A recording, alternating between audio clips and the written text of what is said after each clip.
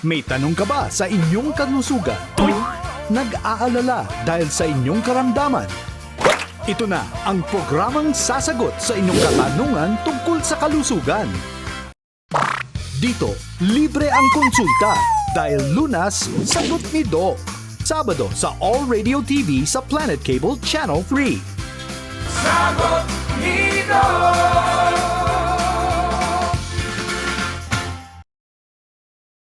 Magandang umaga, Luzon, Visayas at Mindanao. Welcome sa programang tutugon sa mga tanong tungkol sa inyong karamdaman. Ako po si Michelle Giliang. Dito, sagot namin ang konsulta. Mga problema sa kalusugan ating aagapan. Dahil ang Lunas, sagot ni Doc. Sagot ni Doc! Mainit ba ang pakiramdam kahit malamig ang panahon? Madalas bang iritable, hirap matulog o pabago-bagong emosyon? Sa episode na ito, sasagutin ni Doc ang mga tanong tungkol sa menopause. Panoorin po natin ito. Narinig na natin ang salitang menopause. Pero gaano nga ba talaga natin ito naiintindihan? Para sa maraming babae, isa ito sa pinakamalaking pagbabago sa kanilang buhay. Isang yugto na dumarating sa bawat babae na hindi gaanong napag-uusapan. Ayon sa isang pag-aaral sa mga Pilipina edad 40 pataas, ang karaniwang edad ng menopause sa mga Pilipina ay nasa 48 years old. Pero bago pa man ito mangyari, marami nang nararanasan ng isang babaeng pa-menopause. May ilan na hirap matulog, may nakakaranas ng mood swings. Ang iba naman, parang mas madaling mapagod. Pinakamarami ang nakakaranas ng madalas na sakit ng ulo. Kaya paano nga ba malalaman kung menopause na? Normal lang ba ang hot flashes, mood swings, at hirap sa pagtulog? Mayroon bang mga paraan para mapagaan ang mga sintomas nito? Lahat ng mga tanong na yan, sasagutin dito sa Sagot ni Doc. At para bigyang linaw ang usapang menopause, makakausap natin ang isang OBGYN mula Makati Medical Center. Nagtapos siya ng medicine sa University of the East Ramon Magsaysay Memorial Medical Center sa Quezon City. Kasapi siya ng Philippine Obstetrics and Gynecology Society at International Menopause Society. Let's welcome Dr. Anafe Orbigoso Gloria ng Makati Medical Center. Good morning, Doc. Magandang umaga, Michelle, at magandang umaga sa ating mga nanonood ngayong umaga. Doc Anafe, maraming salamat po at sinamahan niyo po kami dito sa Sagot ni Doc. Ngayong umaga po kasi gusto namin pag-usapan yung topic na hindi masyadong nabibigyan ng pansin, ang menopause. Kaya Doc, umpisahan ko na po yung pagtatanong. Unang tanong, Doc, para sa mga nalilito pa rin, ano po ba ang menopause? Sagot ni Doc. Pag sinabi natin na menopause, ito ay ang babae na hindi na nagkakaroon ng pagreregla sa loob ng 12 buwan. At dahil yon sa hindi na paggana ng mga ovaries o ovaryo na parte ng reproductive system ng mga babae. Doc Anafe, kasi may naririnig din kami na perimenopause, menopause, postmenopause. May pagkakaiba po ba yun? So pag sinabi naman natin na perimenopause, ito yung mga months or years bago talagang tumigil ang pagreregla, no? And yung final menstrual period at 12 months after nun ay kasama rin sa perimenopause, no? So it's around but going to the menopause. Yun yung tinatawag na perimenopause. Pag sinabi naman natin na postmenopause, that is after 12 months nung last na period mo at sinabing menopause ka na, hindi ka na nagkakaregla, postmenopause ka na. Okay, so narinig natin kay Doc Anafe, masasabi mong menopause ka na kapag 12 months na wala kang regla. Yes. Okay, Doc. Pero alam natin, Doc, na pag tumatanda yung babae, talagang dumadating sa menopause eh. Usually may age po ba? Ang kadalasan na edad ng mga babae dito sa ating bansa pag nagme-menopause is actually 48 years old, no? Pero sa mga ibang bansa, it's around 51 years old. So, Doc Anafe, may pagkakaiba pala yung mga Pinay sa ibang nationalities? Ano po yung reason nun? Bakit mas maaga, mas late sa Marami menopause? kasing dahilan kung bakit mas maagang nagme-menopause yung ibang babae kumpara sa mga ibang babae, no? So, syempre, pagka may bisyo ka, o yung lifestyle mo, at medyo mababa daw yung economic status, or meron kang mga gamot na mga iniinom na maaaring magdulot ng maagang pagme-menopause, no? So, kumpara sa ibang mga babae na mas maganda yung kanilang lifestyle, at saka siguro mas nutrient dense yung pagkain and environment, mas tumatagal bago tumigil talaga ang pag-function ng mga ovaries or ang menopause. Alright. So, yung menopause, hindi lang siya dahil biological na nangyayari sa katawan ng babae. Nagpe-play din pala yung lifestyle ng babae. So, kung hindi maganda yung lifestyle mo, hindi healthy yung pagkain mo, mas mabilis kang mag-menopause? Yes, especially if you are a smoker. Okay. Kapag smoker ka, Dok, bakit nakaka-apekto yun sa age mo ng menopause? Actually, napakadaming hindi magandang dinudulot nun. So, hindi lang naman sa pag-menopause, pati sa mga ibang reproductive functions, no? Especially your fertility, no? So, kasi it compromises siguro the blood flow because the nicotine can cause vasoconstriction of the blood vessels and it would increase your risk for cancer. So, in short, bawal talaga nagsisigarilyo sa anumang estado ng ating buhay. I see. Pag sinabi nating sigarilyo, Dok, kasama ba dun yung vape? Yes, of course, no? Kasi it also would compromise the lungs, no? And there are actually studies right now that would say that vaping is even more dangerous than the traditional smoking or the tobacco use. I see. And that's another topic, no, Dok? Ay, ang That's vaping, true. mahaba-habang usapan yan, Dok. Balik tayo sa menopause, Balik tayo sa Dok. menopause. Kasi naririnig din natin na yung menopause para siyang tinatawag na second puberty. Bakit kaya, Dok? Actually, it's more of the reverse of adolescence, no? Kasi pag sinabi nating puberty or adolescence, ito yung na-reach na yung age ng mga babae na magsa-start na maging fertile, di ba? Nag-ovulate na and then nagme-menstruate na sila and then may posibilidad na mabuntis, no? But the reproductive age would end when it's the menopause, no? But during the menopause, or the perimenopause, there's actually fluctuation again of your hormones. Ang hormones, main hormones ng babae is estrogen and progesterone, no? It wouldn't just decline down, no? So nagkakaroon ng paminsan-minsan spikes ng estrogen, no? So yun yung fluctuations na nangyayari pag during the perimenopause and the menopause. That's why they try to correlate it with the puberty, kasi yung puberty naman is hindi pa well-established, no? So, nagsa-start naman siya na magkaroon ng variation in the levels of the hormones until it would stabilizes and then the menstruation every month would be more regular. Ayan. Dok, talagang pinagdadaanan to ng mga babae. Yes. Pero bakit kaya tabu pa rin itong usapin ng menopause? Parang iniiwasan siyang pag-usapan kahit inevitable or hindi mo naman may iwasan na mangyari yun sa'yo.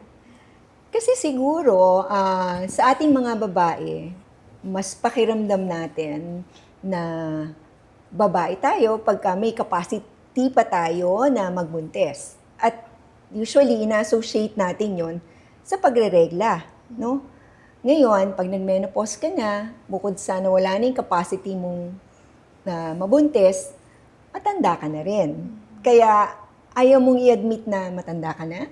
Yun, isang bagay yun. Or, marami ka pang ibang pinagdadaanan, kaya ayaw mo talagang pag-usapan yon. Anyway, marami namang happy topics na pwedeng pag-usapan. Di ba? Yun. Dok, yung pag-menopause ng isang babae, parang napapansin natin, parang nagbabago na to. Siguro nagme-menopause na to. May bearing ba yung ganong mga comments na parang ang menopause, it changes your personality?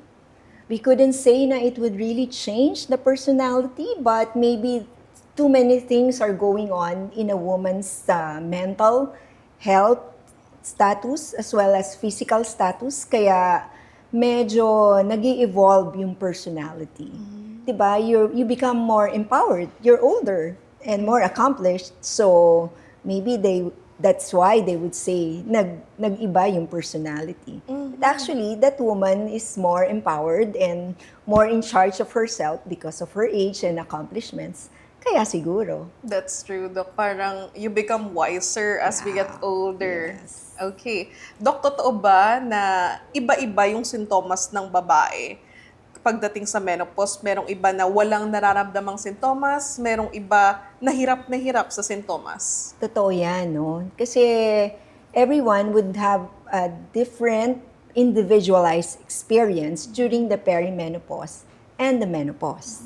So, I guess we're gonna talk about the symptoms of the menopause in a bit. Tama, Doc. Oo. Tungo naman tayo dun sa symptoms, ang mga signs and symptoms kung menopause ng isang babae. Doc, sa experience nyo sa clinic, ano po ba yung mga common na sintomas na kino-complain ng mga babae nating patients? Well, pinaka-common talaga is the vasomotor symptoms, no? Yung vasomotor symptoms, ito yung mga hot flashes, no? If it's happening in the morning, and then yung pwede rin naman na sa gabi mangyayari yung hot flashes na yon, no? Ito kasi yung init na init yung pakiramdam mo, para kang sinisilaban. And then biglang mawawala, no? So for some women that would be for a few seconds only, but for others it would be longer than a minute, and for others it could happen like once or twice only in a day, but for others talaga it's really very frequent, no? Kaya nagigising sila sa gabi at nagkakaroon pa sila ng night sweats. Magigising na lang sila na pawis sila. Hindi nila alam kung ano nangyari. Bakit nagkaganon, no? So, yun yung pinaka-common, the vasomotor symptoms. And then, there's the genitourinary syndrome of the menopause, no? Ito yung na-experience na natin yung dryness around the area, no? Wala nang lubrication, and then there's pain during intercourse, no? And then, yung ibang babae naman, nagkakaroon ng recurrent UTI, no? Palagi nagkakaroon ng UTI, no? Na minsan, gusto na lang nilang sisihin yung asawa nila, ba't sila nagka-UTI, di ba? Kasi meron tayong ibang connotation doon. So, apart from that, meron din na mga neurological effects or effects in the mind, no? So, napag-usapan natin kanina yung mga emotions, no? So, nagiging mas intense yung anxiety, depression, no? During the perimenopause, on the menopause, no? And it's even harder to handle for them, no? And apart from that, yung tinatawag na brain fog or yung tinatawag na senior moments, no? So actually, everything in your body is affected when that estrogen, which is produced by the ovaries, would stop, no? Nawala na kasi yun, no? Kaya meron din siyang mga cardiovascular effects, no? Specifically, mas nagiging common ang hypertension during this age, no? Because even the blood vessels, no, nagdi-decrease na yung elasticity, hindi na siya masyadong elastic. And nagdi-decrease din yung production ng collagen. So even the blood vessels are affected with decreased collagen production. Kaya nagkakaroon ng hypertension. Tapos yun naman sa sugar, dahil estrogen would also help in the production of insulin, yung tumutulong sa pag-metabolize naman ng sugar sa body natin.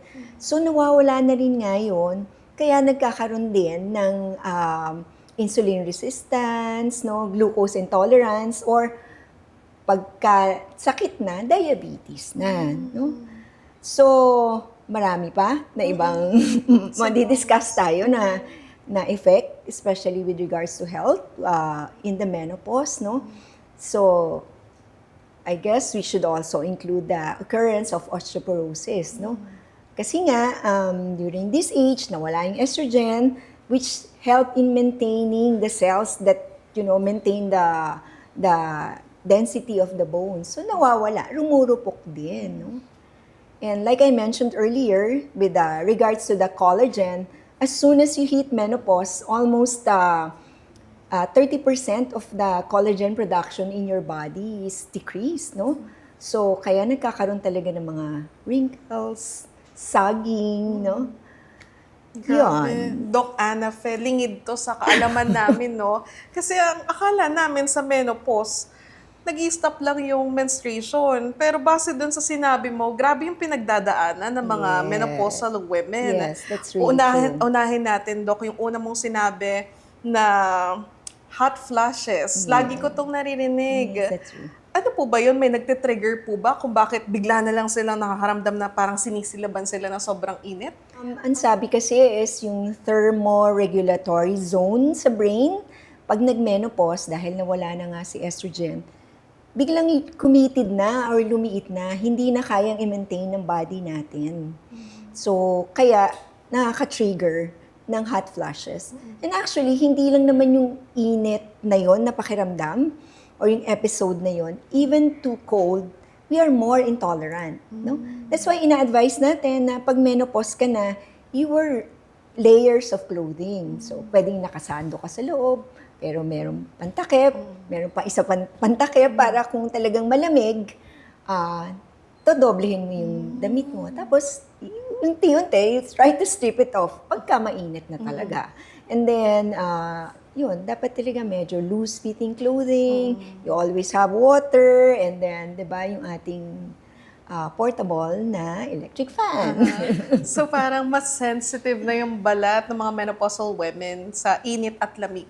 Mas sensitive yung katawan. But yung balat din, mas sensitive talaga. Definitely, di ba nawala na rin nga yung collagen, nabawasan na yung collagen. Kaya maganda na nakaka-moisturize yung ginagamit mo na body soap. And then, alam ko medyo mainit, pero maganda rin talaga na naglo-lotion, no? Pagkatapos maligo, no? Pwede rin gagamit ng oil, no? Yung may mga oil na pwede natin gamitin sa katawan. Wag lang cooking oil, please. Or vegetable oil. Wag yung mga ganon, yung mga extra virgin, ganon. Na safe for skin. Yeah, yung mga safe for skin. Pwede yun, maganda yun. Doon sa pangalawang sintomas na nabanggit mo sa amin kanina, Doc, yung pag-dry ng private area ng mga women. Is there a way para maging moistured yung private area? Actually, meron. Meron tayong medical treatment doon. Meron tayong tinatawag na intravaginal estrogen na pwede ulit ma-replenish or ma-refresh yung tissues doon sa vaginal area. So, but of course, that is prescribed by your doctor. So, you should consult your doctor and we would give you the appropriate management for that. Doon naman, Doc, sa brain fog, Oo. nagiging makakalimutin. So, nalaman namin sa iyo, Doc Ana Fe, na yung brain fog, hindi kasalanan ng babae yun. Kasi parang nangyayari sa katawan niya, wala siyang control. It's true. Well, when it comes to that kasi, siguro, when you're in the middle age, you have too many things on your plate, no? So maybe you have to unload yourself, try to focus on one specific goal, no? Para talagang mas magawa mo yon at ma-focus mo yung isipan mo. No? Baka yun lang naman kasi. Or maybe you need to find cues para mas natatandaan mo mga bagay. No? Baka dapat talaga nagno-notes ka na or on your calendar talagang nakasync na yan para hindi mo nakakalimutan yung schedule mo. Lalo na ang anniversary nyo. Huwag mong kakalimutan yun. And then, there are actually studies that menopausal hormone treatment would also be beneficial in addressing the brain fog or the cognitive function. But still, it is not meant only for that. Isa pang sintomas na nabanggit mo, Doc, yung pagiging emosyonal ng mga babae. So may connection ba yung parang napapadalas yung pag-iyak ng babae? Yung pagiging emotional kasi na yan, talaga mas common yan sa mga babaeng emotional na bago nag-menopause.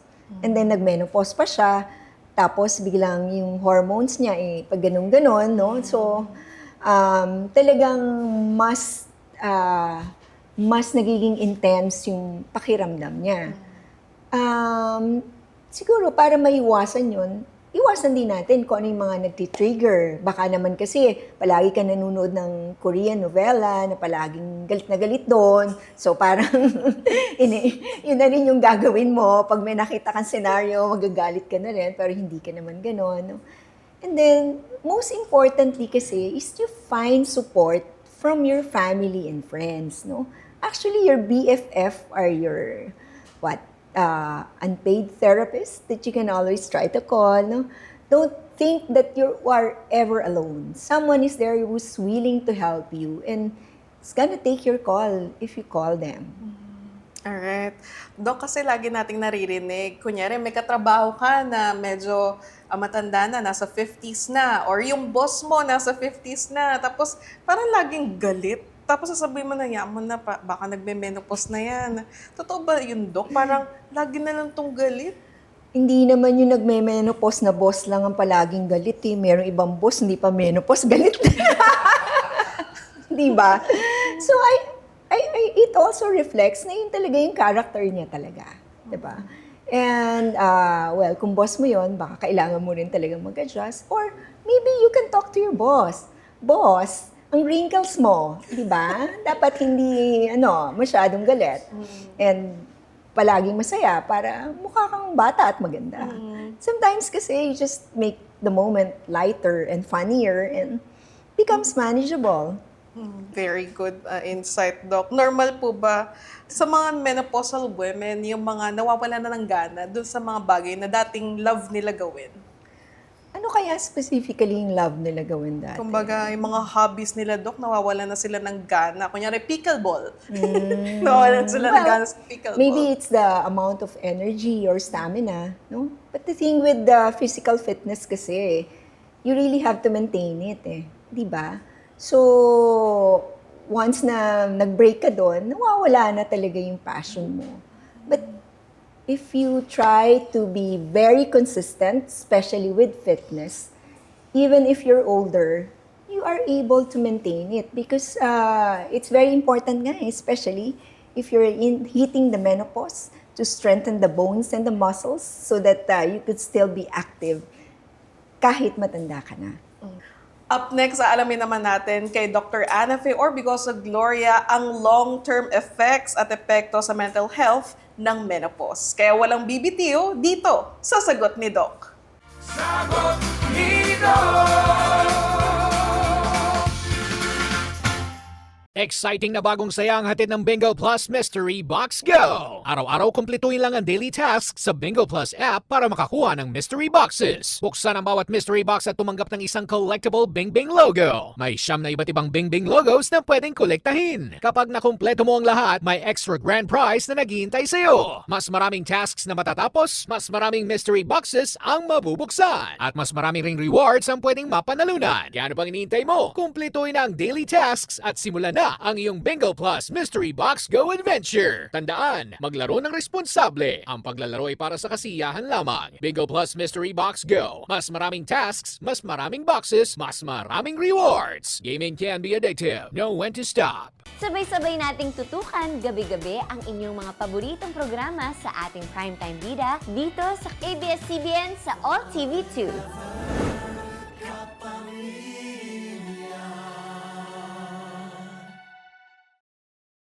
Sa dami ng nangyayari sa mundo, kailangan mo ng kasama. Di ko marirealize yon kung wala ka. Hindi ka mag-iisa sa Primetime Bida.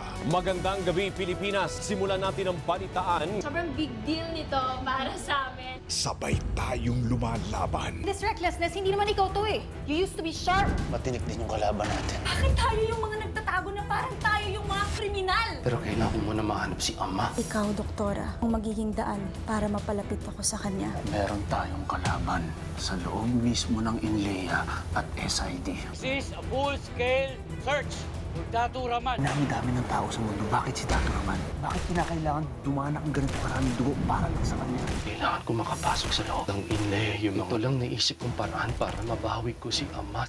Kailangan mahuli si Datu Rahman kasi yun lang yung nag-iisang dahilan sa request ko na pabalikan ka sa pwesto. So, sino ang kumuha at saan siya dinala? Sabay tayong nasasaktan. Saan yung dadalhin ng kapatid Sa facility. Napapabayaan siya dito. Ito lang ang sasabihin ko sa inyo. Kapag kapatid ko nang dinamay niyo, handa akong pumatay. Kilala mo ba lahat ng naging babae ni Walter? May babae daw na patay sa kanya. Alam kong may connection kayong dalawa. You're Walter's ex. Accessory ng babae yan, natagpuan sa villa ni Conana. Ipaliwanag mo sa akin to! Akala ko ba magkakampi tayo? Ano, pinapaikot mo lang ba ako? Iwan mo ako! Tagutin mo ako! Ikaw pang pumatay kay Walter. Sabay tayong umaasa. Lahat ng to, bakit mo ba ginagawa sa akin? Dahil ayoko sa'yo. Hindi ka magkukusang bumitiw sa pwesto. Ipopropose ko sa Board of Directors ang dismissal mo. Yung mga employee, kailangan ko silang protektahan. Pag bumagsak ng Peoples, may maiiwan pa kaya sa tabi mo? Huwag kayo mag-alala, ha? Ang Peoples, poprotektahan namin. Akala ko ako lang ang gumagawa nun mag-isa. Ang dami nang nagbago, simula nung nagkakilala tayo. Jiyon, hindi ka mag-iisa.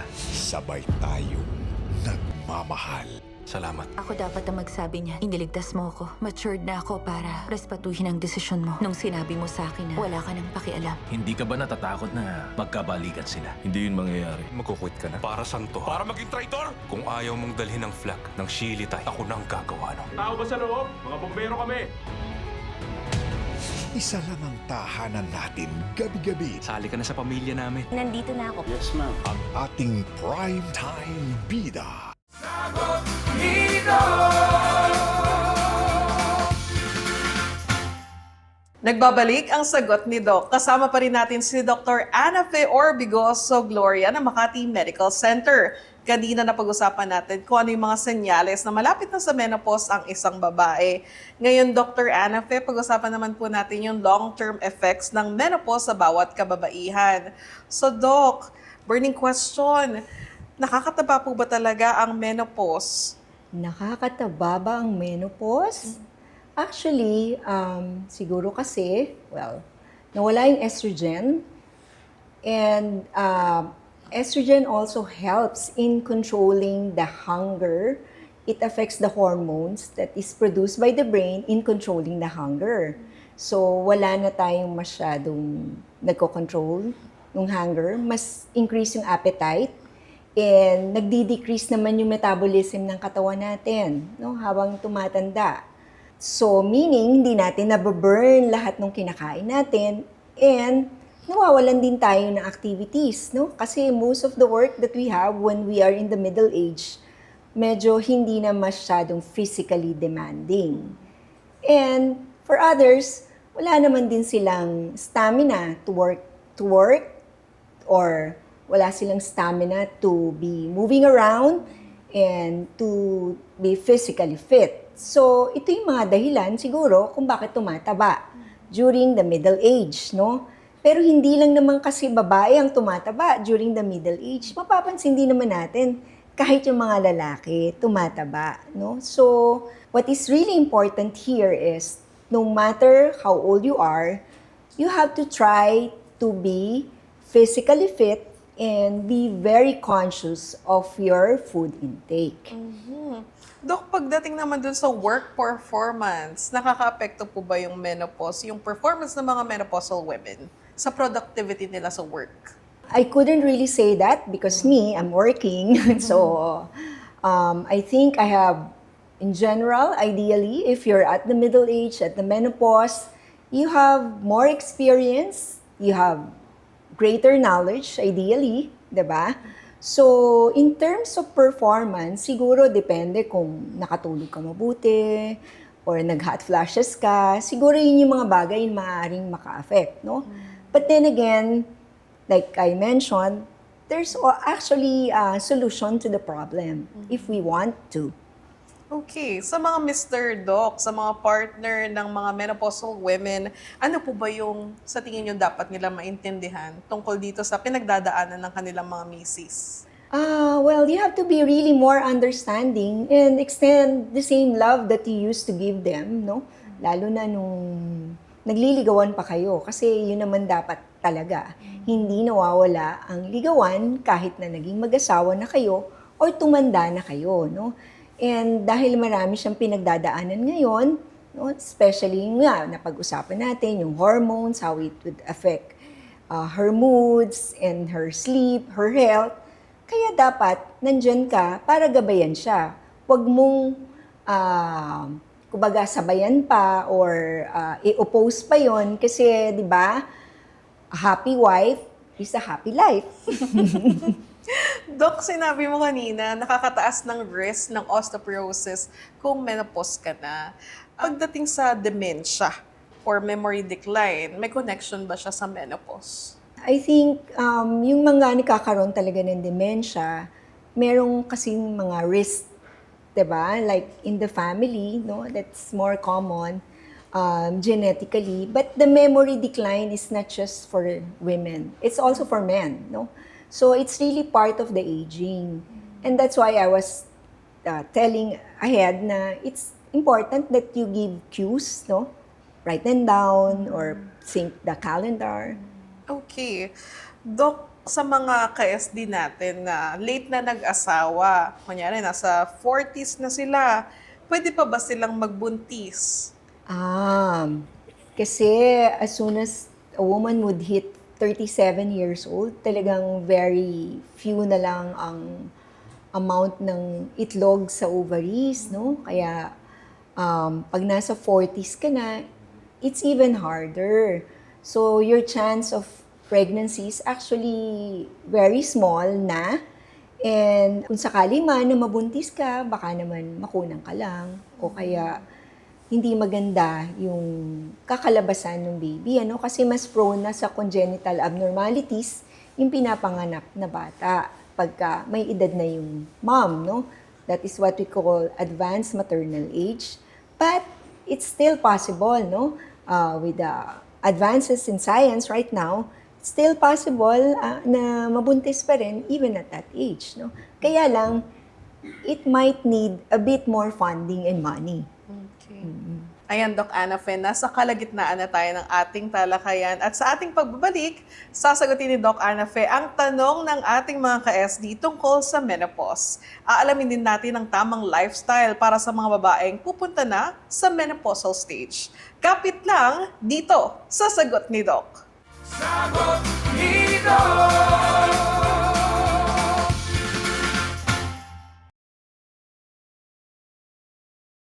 Turn it up. It's time to count down. Every day, one theme, 25 hits, 0 dull moments. This is All Hits 25, the daily countdown that rewinds, rewires, and reignites your love for music. Mondays, All Hits 80s, big hair, big synths, big anthems. 25 tracks that shape the decade. Tuesdays, All Hits OPM, Pinoy Classics, Pinoy Pride. 25 gems from the year that made them shine. Wednesdays, All Hits Soundtrack, movies, series, icons. 25 songs that made the scenes unforgettable. Thursdays, All Hits Artist Edition, One Legend. 25 hits, originals, remakes, and covers that keep the legacy alive. Fridays, All Hits Global, K-pop, J-pop, P-pop, 25 worldwide bangers in one explosive countdown. All Hits 25, one theme, 25 hits. Every day, a new musical time machine. Only the hits, only on your station. All Radio 103.5. Narito na ang inyong bagong kaagapay sa lahat ng isyu niyong legal. Alam ko po na ako yung pinopost niya. Alamin ang inyong karapatan. Yung violation of the Data Privacy Act. Sa lahat ng sigalot, batas ang iiral. Kasama si Attorney Chris Sorongon. Kami po ang inyong gabay para sa katarungan. Ito po ang Dapat Legal. Tuwing Sabado, 10 a.m. dito sa All Radio TV. Mga kwento ng pag-ibig. Sino nga ba ako para manligaw sa'yo? Huwag mo namang minosin ang sarili mo. Hamon ng buhay. Nawalan ako ng preno! Nabangga ako sa truck! Inihahandog ng All Radio TV at Digi8 Studios. Mga pagtatagumpay na isasadula ng mga premyadong voice talents ng bansa. Dula ng buhay. Tuwing Sabado at Linggo, 11 a.m. sa All Radio TV sa Planet Cable Channel 3.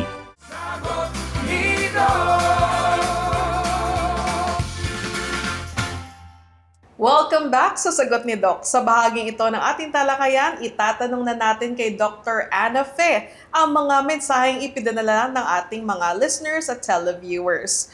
Unang tanong, Doc, mula kay Cheska ng Parañaque City. Makakatulong po ba ang feminine wash kapag menopause na? May epekto po ba ito sa katawan?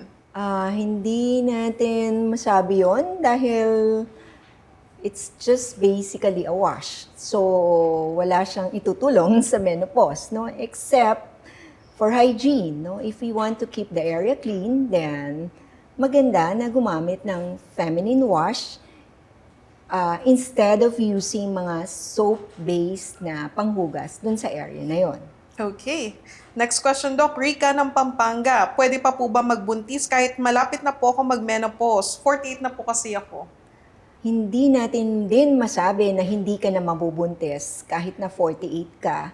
Kasi as long as nagkakaregla ka, may posibilidad na mabuntis ka. Kaya lang, kung ano yung quality ng pregnancy, at kung magtutuloy yon or makukunan ka lang, at kung anong klase yung lalabas na baby, yun yung mga medyo delikado na. Okay. Divina ng Mandaluyong City, ang tanong niya po, 52 years old na po ako ngayon, Doc, at 3 months na po ako hindi nagkakaroon ng period. Tapos this month po, bigla ulit ako nagkaroon. Sign na po ba ito ng menopause? So, we could say na malapit ka na siguro mag-menopause basing on your age, no?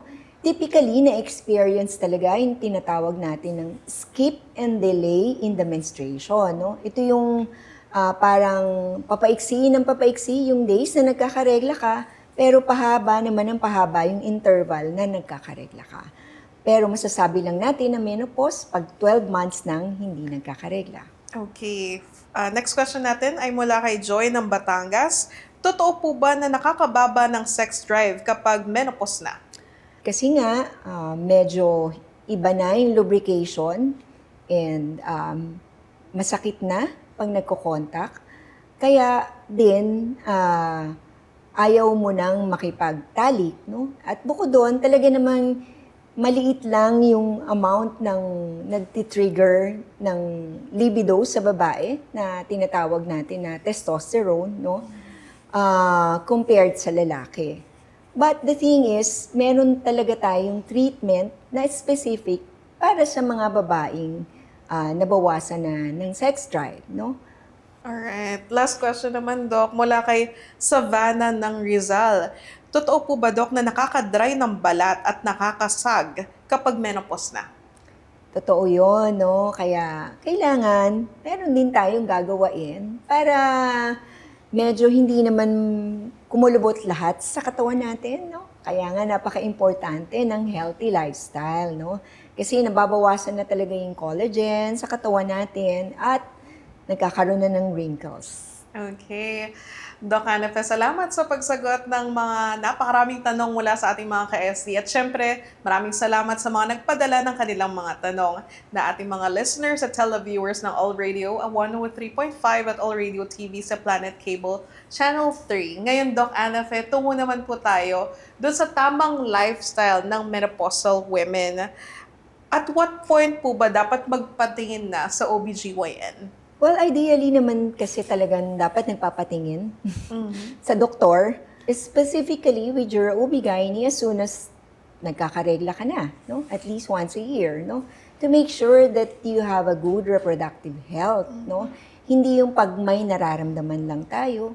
At kung meron naman tayong mga annual physical exam sa office, huwag nating i-skip yung part ng pang-OB-GYN, especially the pap smear, no? But most specifically, no, if the women is around the perimenopause, talagang tinatry na natin silang screen sa mga tinatawag nating gyne oncologic cancer. So, screen natin yung breast for cancer, papapagawa tayo ng mga mammogram, no? Yung pap smear to screen naman para sa cervical cancer, no? At may mga blood tests, may mga chest x-ray, ECG, and we even advise na to screen for the colon, which is nire-refer naman namin sa aming mga kaibigan gastroenterologists. Dok, na-mention mo yung pap smear, no? Pag menopause na ba, may iba pa bang test na kailangan gawin? Yung pap smear kasi is a screening for cervical cancer. Okay. So that's the basic screening. So if you're menopause, it doesn't mean na hindi ka na dapat mag-undergo nun. No? Dok, yung tinatawag nila na transvaginal ultrasound, kailangan bang i-undergo yun? In transvaginal ultrasound naman, it would check the reproductive system, no? Specifically your uterus and then the ovaries, no? If there are lesions or masses. So your doctor will recommend as to when you should do it. Dok, sa pagpapagaan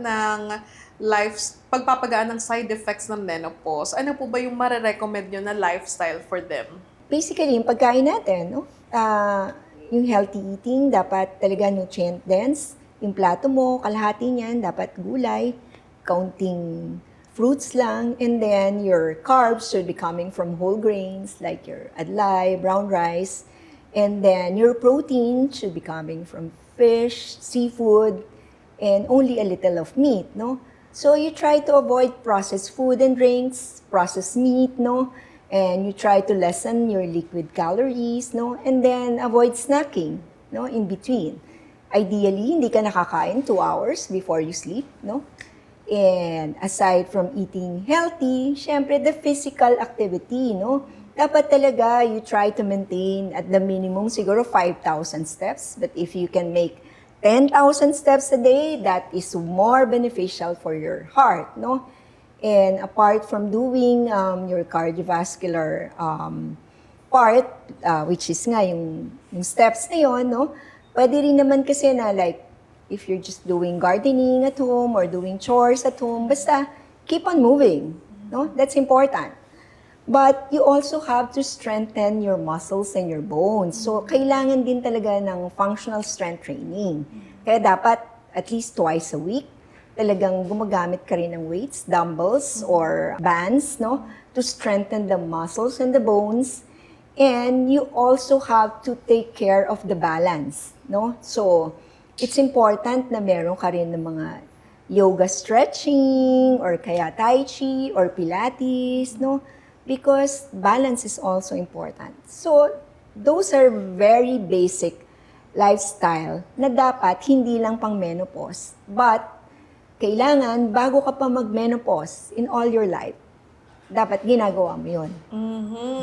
Sabi nga ni Doc Ana Fe, keep moving. Yes. Minimum 5,000 steps. At kung kaya, 10,000 steps. Exercise at tamang pagkain ang epektibong lifestyle, Doc. Pagdating po sa vitamins at supplements, may marirecommend po ba kayo? If like some of the vitamins are missing in your diet, like let's say calcium, kung hindi ka umiinom ng milk in a day, then maybe you would need calcium. Or takot ka sa araw, maybe you would need vitamin D, no? Because these are the most important vitamins, especially for your bones, no? But to bring back your youth and take vitamins, siguro hindi talaga yun ang answer. Talagang lifestyle change. Ayan mga ka-SD ha, makinig kay Doc Ana Fe. Marami kasing nagkalat ngayon, Doc, na mga maling impormasyon online. Sa iyong experience, Doc, ano po ba yung pinaka-dangerous, most dangerous na advice sa menopausal women na nabasa mo online? Siguro hindi lang pang menopause yun, but more of buying medications na hindi from legitimate pharmacy or yung mga not yet FDA approved na mga medications, no? Kasi we don't know what they really contain, and that means it does not have enough studies na para i-recommend ng FDA. So let's not risk our health, no? In taking those supplements, no? Especially kung mga tinuturok-turok yan. Nakakatakot yan.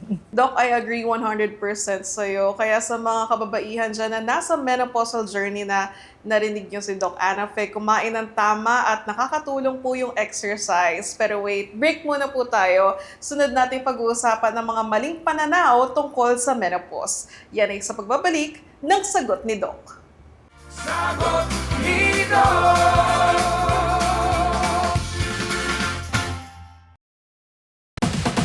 Ang All Radio 103.5 nasa TV na. Mapapanood ang All Radio TV sa Planet Cable Channel 3. Narito na ang inyong bagong kaagapay sa lahat ng isyu niyong legal. Alam ko po na ako yung pinopost niya.